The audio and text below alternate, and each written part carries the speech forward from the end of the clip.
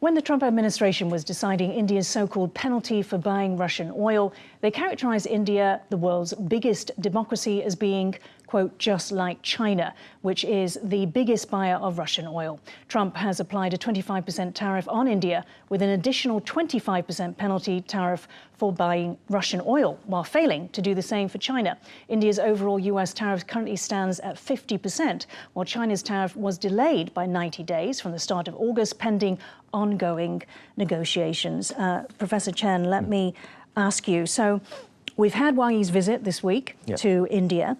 Is it clear now that US trade pressure has brought the two of them closer together?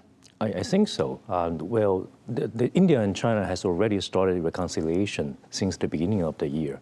So we know the relations between India and China is getting better.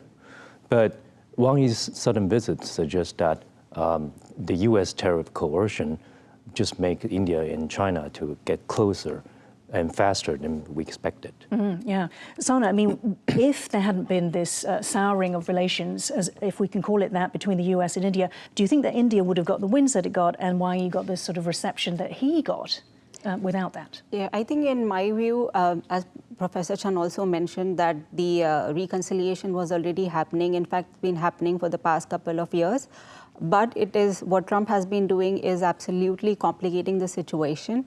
And it was, I would say that it's not a primary factor, but it's absolutely accelerating the process.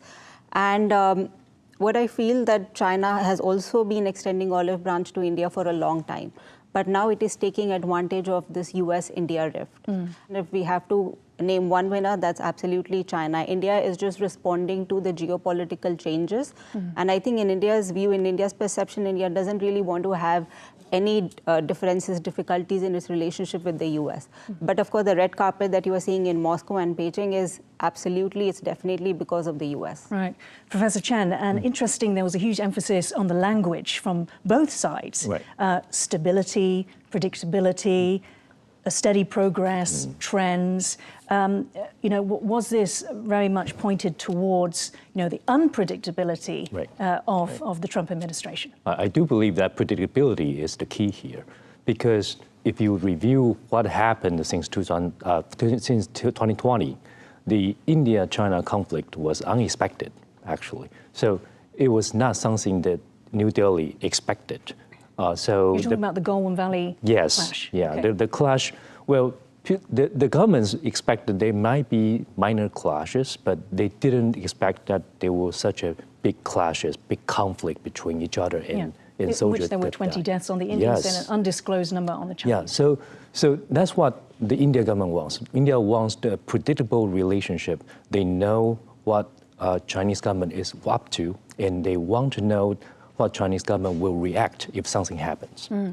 Sana, you know, digging down a little bit deeper with this predictability on the Chinese side, you know, the statement from Narendra Modi on Twitter, and he talked about respect for both sides' interests and sensitivities. Does China have greater respect for India's interests and sensitivities than the US has? I do not think so, as in we can't really accept the respect for India's red line sensitivities. It has never been there when it comes to China. And even then I feel that it's mostly on papers. There are just words. These words haven't really translated into actions. And I'm not even sure if the words are actually going to be translated into actions. And if we just look at Wang Yi's visit, he came to India. And this visit, I would say that, of course, it's getting a lot of attention because what has happened between India and the US, and also Modi is visiting China after 2017. But after Wang Yi visited India, he went to Kabul to have a trilateral dialogue with Afghanistan and Pakistan foreign minister, and now he's in Islamabad. So I think nothing has changed on ground. The fundamental core issues are still very much there. And I don't really see any big, huge change in this aspect. So on that, Professor, what will India be asking China to do in terms of its sensitivities relating and interest relating to Pakistan? Yeah, usually it is related to two things. First, the rivalry with Pakistan. This is focusing on the counterterrorism stuff. And Wang Yi and Jaishankar talk about this in this trip. But if you look at the Wang Yi's statement, then the statement issued by the Chinese Foreign Ministry, you can see that they only suggest that they don't support terrorism in general. They did not point out the state-directed or state-sponsored terrorism that is India's concern.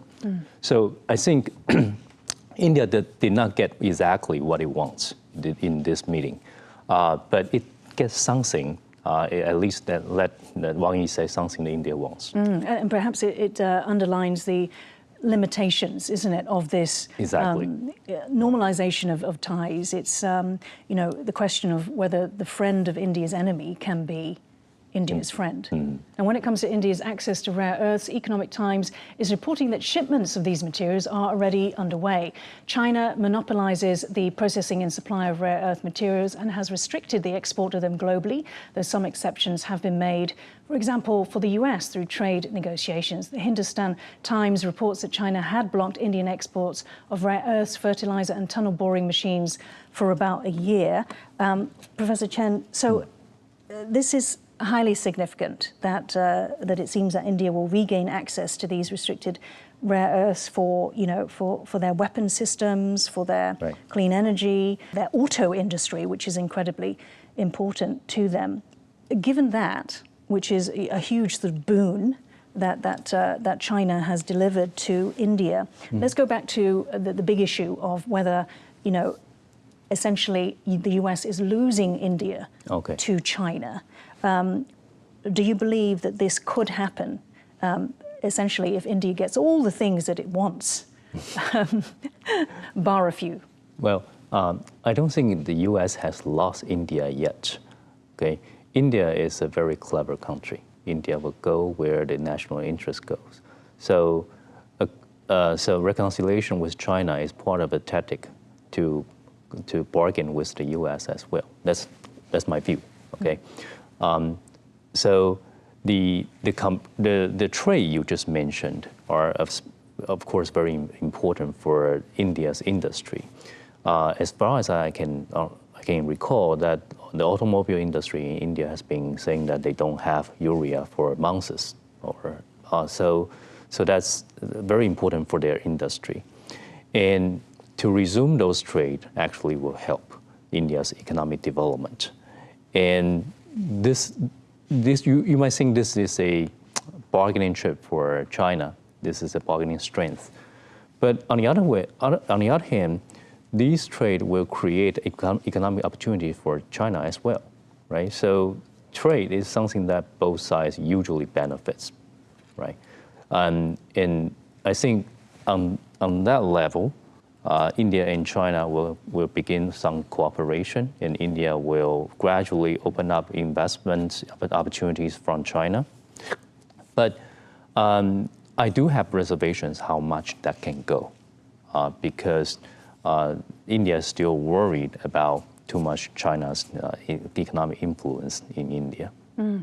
Sana, I'd like to get your take. So Professor Chen doesn't believe that the US has lost India. Perhaps it's lost India's trust in certain areas on certain levels.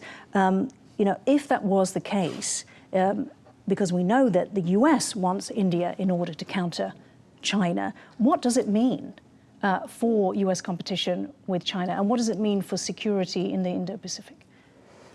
I would agree with Dr. Chen that US hasn't lost India yet, and not to China at least, and even if US loses India, it's not going to be to China or because of China.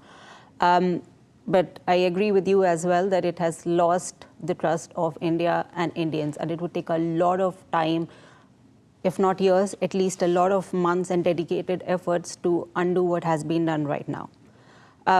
So one of the main pillars of US Indo-Pacific strategy was to counter China, and India was a centerpiece in that strategy. Of course, it is going to be very, very difficult for the US to convince the partners and the regional partners to form this anti-China coalition to deter China. I don't think these countries' interest, security issues have changed. The fundamental issues are very much there. China is still very aggressive, South China Sea, the border dispute. And, we just talked about the concessions, the deliverables from the visit. China could not deliver much on the border dispute. China could not deliver much on the cross-border terrorism. So the security issues remain very much there intact. I'm feeling that US is also losing interest on the Indo-Pacific. For the stability and peace, we haven't really heard anything from the US side, which actually assures countries in the region that the security and stability is still a responsibility or a duty for the United States. Countries have been doing, we just saw that there was this joint exercise between Philippines and India. Japan is there, Australia is there, but there is only so little that these countries could do together. We need US presence. And if the US is not willing to step up again and reassure its partner and allies, then I think the only winner that is going to be out of this is going to be just China. Professor Chen, I mean, the solution to this would be for China to stop its expansionist and aggressive attitudes, and Exactly. perhaps it would win friends that way. Modi is going to visit Xi, probably have a bilateral meeting with him in Tianjin on the sidelines of the SCO.